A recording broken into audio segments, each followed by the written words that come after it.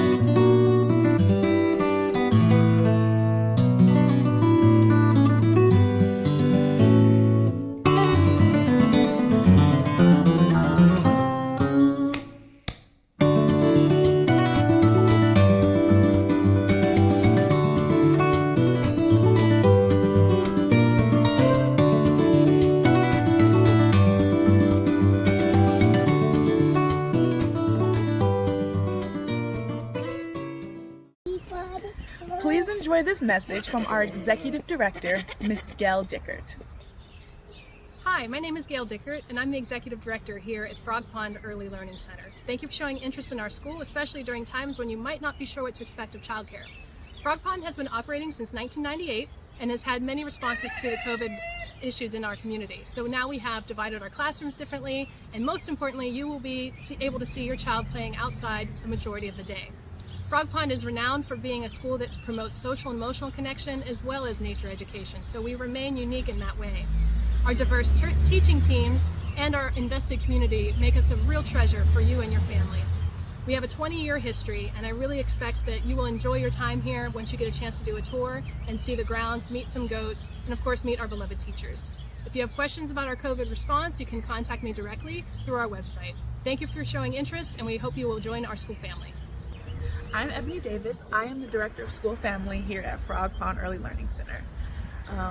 This school has been here since 1998. It was founded by Pam Tinker.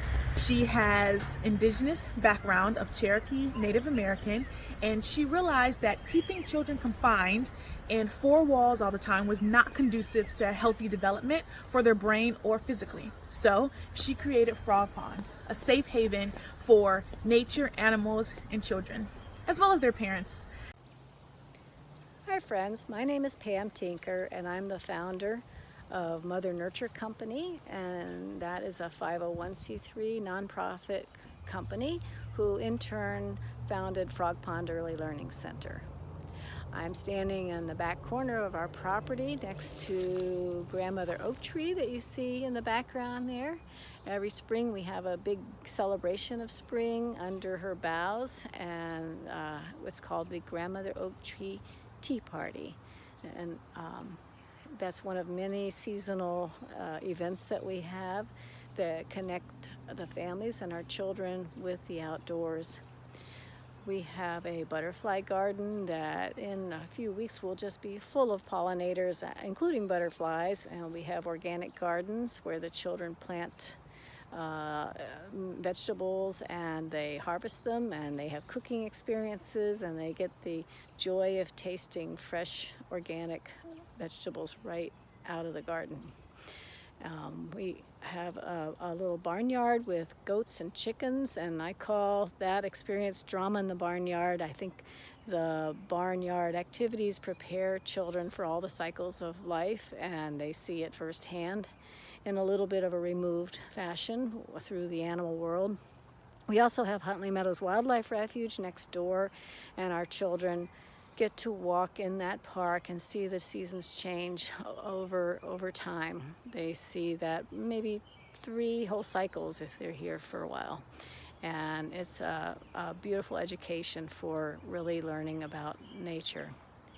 So our goal is to have the children through our 2 major philosophies, the Dr. Becky Bailey's Conscious Discipline and John Young's Connecting with Nature Coyote Guide. We hope the children will develop a sense of self and a sense of respect for nature and a sense of respect and empathy for others. And those skills will take them through life very well. It prepares them not only for elementary school, but for their whole life. So I understand you're getting ready to go on a tour with Ebony. I hope you enjoy it, and it was nice talking to you. Aside from the fact that we're outside and we're allowing our children to be free and do what they were created to do, our children do get to interact with nature quite a bit. They help us take care of the animals. Taking care of the animals is a wonderful thing because it teaches them compassion.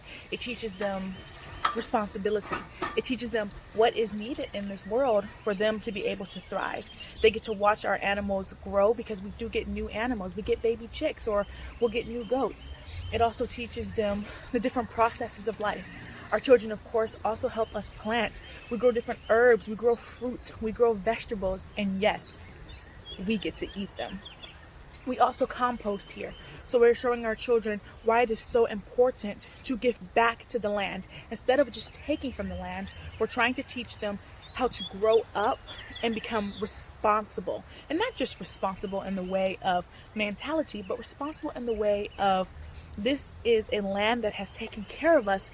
Why not take care of it as well? That is by Dr. Becky Bailey.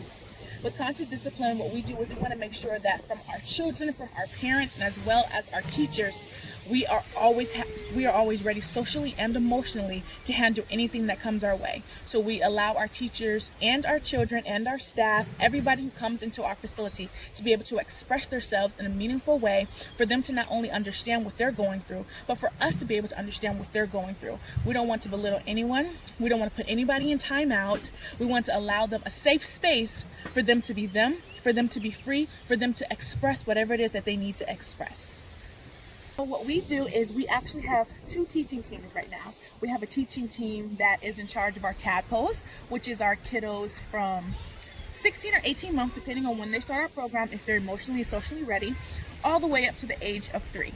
Then we have a teaching team that works with our kiddos who are from the age of 3 up until the age that they leave our program. But within those 2 teams, we have other tiers. So we have swimmers, we have jumpers, we have senior frogs, we have dragonflies. We do have different structures and different things in place. And especially now with everything that's going on with COVID, we're gonna make sure that our teaching teams and our classes are a lot smaller to make sure that we are staying safe. These front 2 rooms that you are about to see are for our swimmers. They have the largest number, so we want to make sure that they have enough space to run around and be free while also being socially distanced. We will move forward so that you can see the back room, and the back room will be for the jumper clan, where there's only going to be about 8 jumpers. Here's their bathroom, but it's only going to be about 8 jumpers, and they will have their own table and their own section just for them to be in their own space. What you cannot see from this video is that we have new cubbies for our older kiddos, and they are super awesome, so I cannot wait for you guys to be able to see those. Now this classroom, although there is enough space in this classroom for our dragonflies to come into the building if needed, they actually have their own space outside called the Dragonfly Clubhouse. So this space is mostly reserved for just our frogs. All right, friends, I really hope you enjoyed that virtual tour. And while this tour has allowed you a little sample of the essence of what Frog Pond is and what we stand for, please note that when you actually come in person, there will be some small changes.